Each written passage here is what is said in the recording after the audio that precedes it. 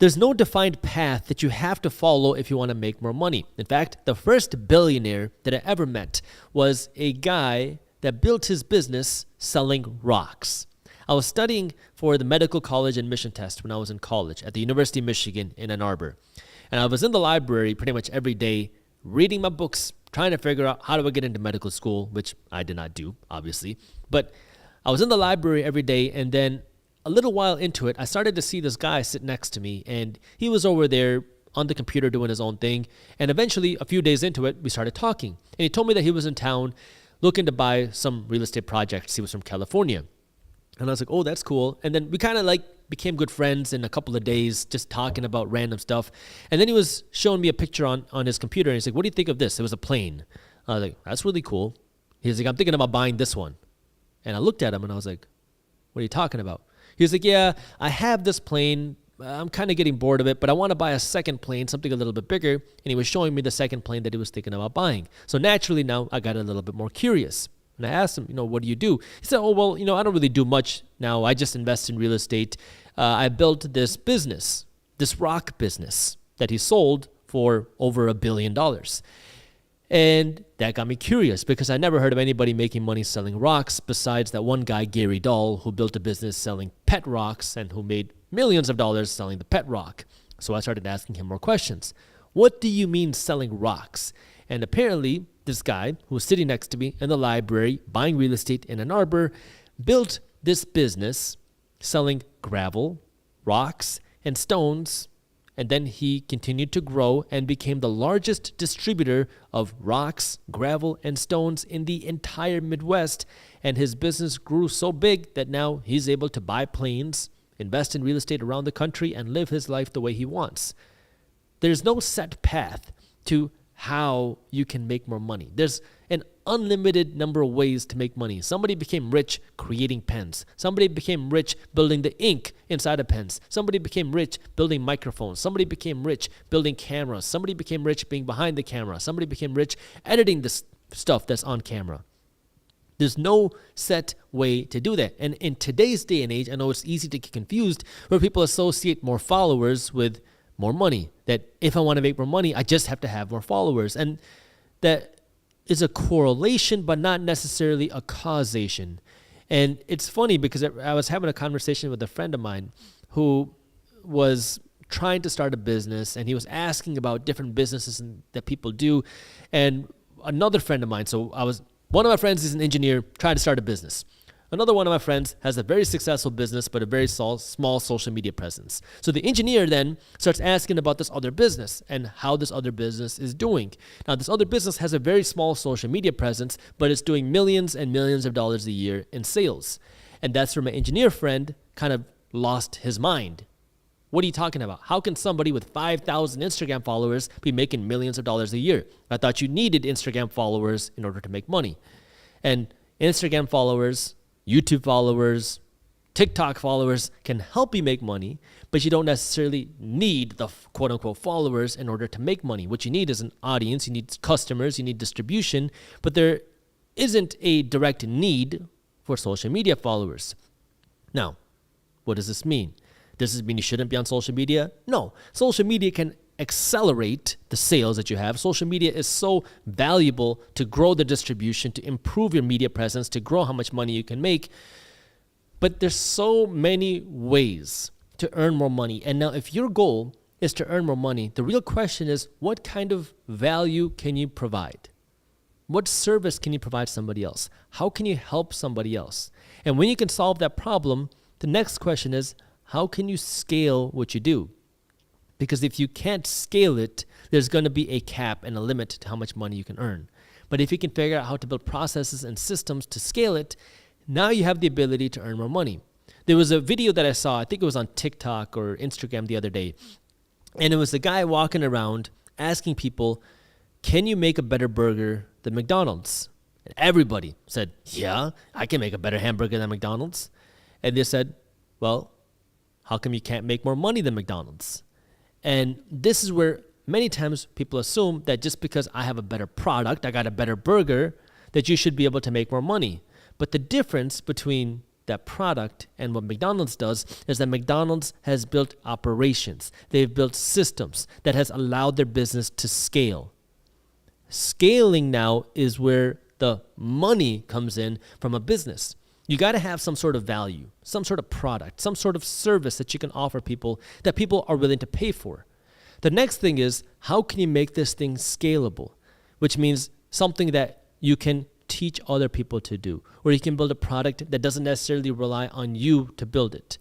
If you can start to build something scalable and it's something valuable, now you have real potential to make unlimited amounts of money. And now the question is, how do you grow it? Because ultimately, if you want to make more money, if you want to create your own product, if you want to create your own side hustles, if you want to build your own business, there are two things you need. You got to have the product, and then you got to have the customers, period. If you have a product that people are willing to pay for, now you got a business. If you have a product, but no one's willing to pay for it, you don't have a business. If you have customers, but no product, like you have a social media following, but no product, you don't have a business. So this is where now, if you want to be able to maximize how much money you can make, you just got to fill in the blanks. What is this product that you can provide? How do you get the customers? And then how do you scale it? Period. If you can solve that problem, you will have the ability to make more money. If you can't solve that problem, you will not be able to make more money. And so now the question is, how do you build that product? What is the service or value that you can provide? Now look around you. What are you good at? What do you like doing? And what problems can you solve in the world? Everybody has problems in the world. You have problems. I have problems. Everyone has things that to deal with where we wish something was a little bit more convenient. We wish something was easier. We wish there was a product there to help us with something. Now your job is to figure out what is that thing? How can you make it easier and better? Then once you create that product, the question is it scalable? Is it growable without necessarily you? If it requires you, you're going to have a hard time scaling. But if you could do something that doesn't necessarily rely on you, well, now you have the ability to scale. For example, let's say you're a good designer, but your designs are solely based off of your artistic talent, as opposed to some operations or plans of how do you design images. If it's designs based off of only what's inside of your brain and you cannot teach somebody else, you're never going to be able to scale it. The maximum amount of money you're going to make is limited to whatever output that you can do. But now if you can come up with a system of how to design, number one, you meet with the company and you ask them these 10 questions. Number two, you take these 10 questions, the survey that they answered, and then you go through the systematic formula that you created. Number three, you build colors off of this formula that you created. Number four, you go through processes to start building designs based off of that. Number five, you have a brainstorming session with the team. Number six, 3 people go and make designs together. Number seven, now when you guys make the designs together, your team comes together to come up with the best design. They vote on it and then they create a new design. Number 8, you present it to the client. Number 9, you make feedback. And number 10, you present and build the final product. If you can build systems like that, now you have built something scalable. Now the question, once you have the product, is how do you get the customers? Now this is another art. How do you get the customers? Well, social media is the most accessible way to do that today. Because if now you can show the world that you have this design business, you show people how to design, you show people the designs that you're doing, and potential customers see it, well, now some of those people might actually call your office. They might call you. They might email you saying, hey, could you design me something? Can you build me something? So social media makes that distribution part, about finding the customers part, much more accessible. If you don't want to do social media, well, then you can also do paid advertisements.